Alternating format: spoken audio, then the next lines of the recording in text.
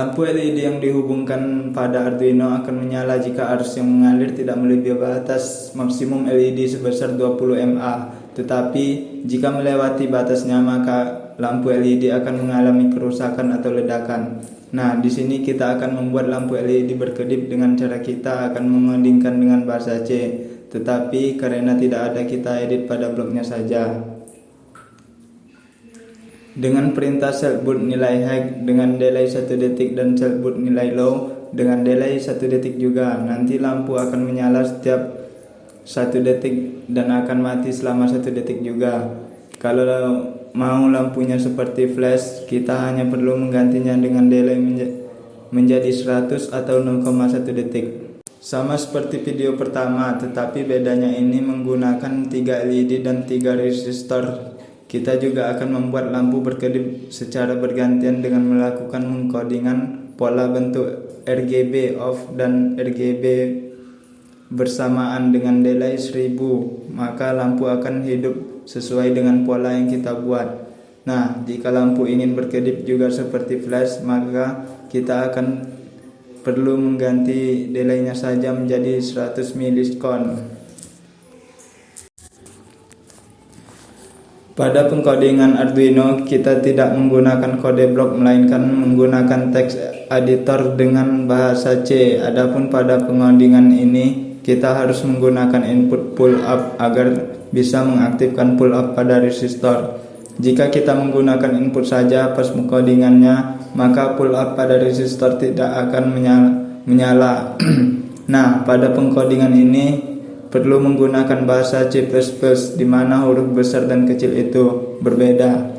Di sini pertama-tama kita akan mengkodingkan variabel button supaya bisa menerima input yang diberikan pin button 11. Setelah kita mengkoding, maka yang terjadi secara default kondisi pin 11 akan menjadi high.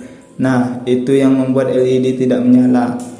Ketika tekan switchnya maka kondisinya akan low dan itu yang akan membuat lampu LED menyala. Seperti itulah jika kita menggunakan digital input.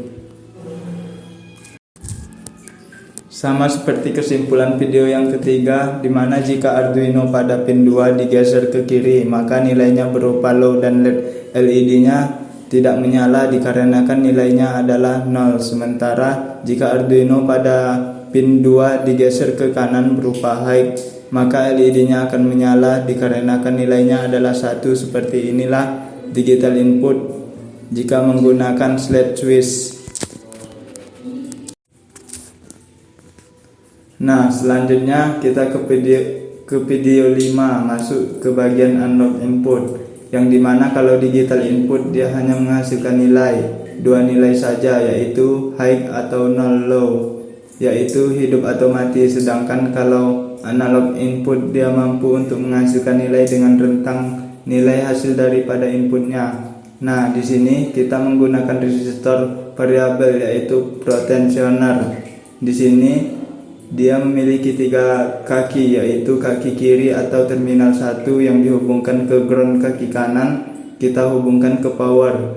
Dalam hal ini kita gunakan yang 5 volt dan yang kaki tengah kita hubungkan ke analog input. Kita gunakan yang analog input 0. Nah, bisa dilihat menggunakan di sini piezo sebagai nilai keluarnya, di mana pihak ini bakal menghasilkan suara berdasarkan dari frekuensi yang dihasilkan. Kalau kita lihat di bagian codingannya, kita deklarasikan dulu beberapa komponen, di mana potensiometer kita deklarasikan dengan tipe data using integer. Artinya bahwa nilai negatif dari potensioner bakalan dikorbankan ke dalam nilai positifnya, sehingga nanti programnya bakalan seperti ini. Dia bakalan mengubah suaranya berdasarkan pada frekuensi. Resistor potensiometernya sebagai tinggi, maka semakin tinggi pula frekuensi yang dihasilkan. Nah, selanjutnya kita masuk ke video 6, masuk ke bagian analog input yang kedua. Nah, pada analog yang kedua di sini kita menggunakan yang namanya fotoresistor. Pada fotoresistor ini menggunakan cahaya sebagai nilai inputnya, yaitu sensor cahaya. Nah, tidak seperti sebelumnya yang menggunakan potensiometer. Kalau pada potensiometer memiliki 3 kaki, sedangkan fotoresistor hanya memiliki 2 kaki, yang dimana terminal satunya kita hubungkan ke ground dan juga ke analog input.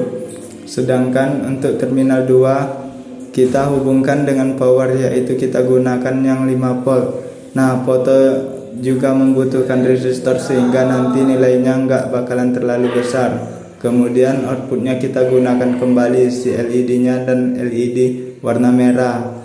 Kalau kita lihat kodenya di sini, kita lihat bahwa pertama-tama kita deklarasikan variabelnya seperti sebelumnya. Lalu pinboardnya kita buat isi fotoresistornya sebagai input dan juga LED-nya sebagai output.